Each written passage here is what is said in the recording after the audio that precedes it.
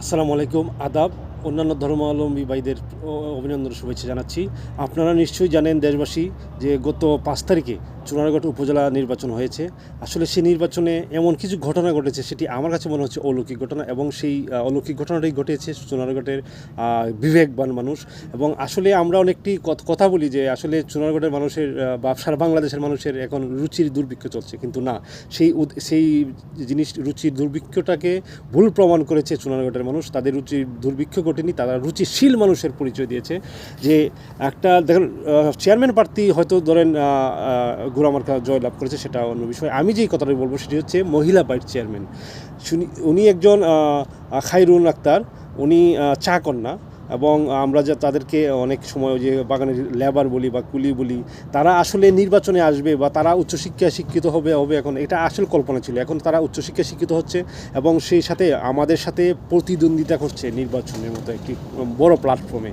এবং এটার যে একটা পরিচয় দিয়েছে, ওনার দেখেন 160-70 টাকা বেতনে চাকরি করে উনি, চা শ্রমিক।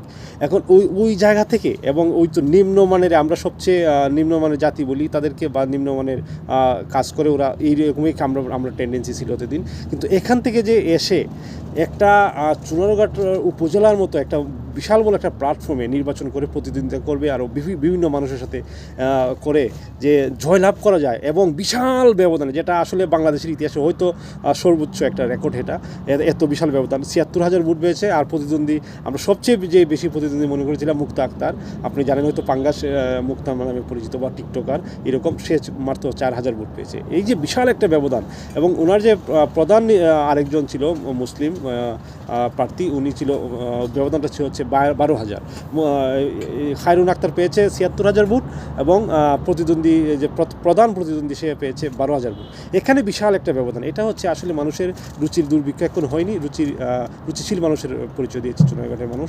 এখন দেখেন, এই যে ১৭০ টাকা বেতনে চাকরি করার মহিলাটি, তার সৎ সাহস হলো যে আমি নির্বাচনের মতো একটা প্ল্যাটফর্মে আমি দাঁড়াবো, আমি প্রতিদ্বন্দ্বিতা করব, আমি চেষ্টা করব, যদি আমি সৎ থাকি বা আমার চিন্তাধারা সৎ থাকে বা মানুষ আমাকে গ্রহণ করবে ইনশাল্লাহ, ওর সেটা একটা মানে বিশ্বাস ছিল। এবং তার যেই সাথে যেই কলিগ ছিল, চা শ্রমিকের যারা আছে সবাই, কেউ আপনার ১০ টাকা, ২০ টাকা, ৫০ টাকা দিয়ে তাকে সহযোগিতা করেছে। তার নমিনেশনের যে টাকাটা, সেই টাকাটা সাবমিট করেছে। এবং কেউ ব্যানার দিয়েছে, পোস্টার দিয়েছে, মাইকিংয়ে খরচ করেছে। টোটাল সবাই মিলে একটা মানে টাকা ছাড়া, মানে শুধু নিম্ন একটা ফ্যামিলি থেকে বা নিম্ন একটা গোষ্ঠী থেকে, নিম্নমানের একটা এই এরিয়া থেকে, শুধু মানে কী বলবো, এখানে আমার আসলে তার সম্বন্ধে মানে আমার বলার ভাষা হারিয়ে ফেলেছি। কী বলবো তাকে, মানে সে যে বাংলাদেশে ইতিহাস করেছে, এবং এইটার প্রমাণ দিয়েছে চুনারগড়ের মানুষ। তাদের রুচির যারা রুচিশীল মানুষ যারা পরিচয় দিয়েছে, তাদেরকে আমি স্যালুট জানাই। তাদেরকে স্যালুট ছাড়া আমার আর কিছু বলার নেই।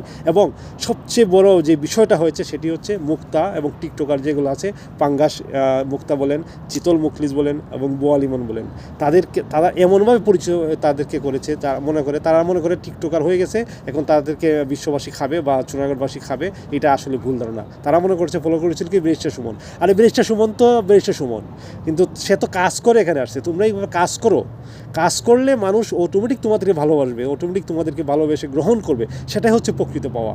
কিন্তু আসলে বলার কিছু নেই। এখানে দেখেন আরেকটা রেকর্ড হয়েছে, 4 জন চেয়ারম্যান প্রার্থী সহ টোটাল 12 জন প্রার্থীর জামানত বাজেয়াপ্ত হয়েছে। এটা কিন্তু একটা বিশাল রেকর্ড সংখ্যক। কারণ হচ্ছে, মানুষ যদি ভালোবেসে আপনি কারো হৃদয়ে না ঢুকতে পারেন, জায়গা না করতে পারেন, তাহলে আপনাকে ভোট দেবে না। আর ভালো কাজ করতে গেলে, ভালো মানুষের ভালো মনে জায়গা করতে হলে ভালোবাসা দিয়ে দেশের জন্য, সমাজের জন্য কাজ করতে হবে। এটাই বাস্তব উদাহরণ এবং বাস্তব কথা, এবং এটাই বাস্তবসম্মত হওয়া উচিত। তাহলে মানুষ অটোমেটিক আপনাকে ভালোবাসবে। এই চা কন্যার জন্য আবারও আমার অন্তঃস্থল থেকে ধন্যবাদ জানাচ্ছি এবং কৃতজ্ঞতা জানাচ্ছি। আমি দেশে থাকলে তার কাছে যেতাম, তার সম্বন্ধে একটা হয়তো ইন্টারভিউ নিতাম।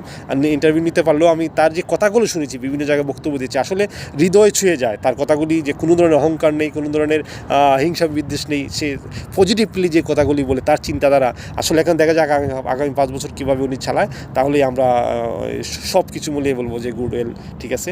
এখান থেকে আমি আবারও চুনারগড়বাসী সকলকে ধন্যবাদ জানিয়ে, কৃতজ্ঞতা জানিয়ে বিদায় নিব, এবং খায়রুন স্যারের উজ্জ্বল ভবিষ্যৎ কামনা করে বিদায় নিব। ভালো থাকবেন, সুস্থ থাকবেন। আসসালামু আলাইকুম, আদাব।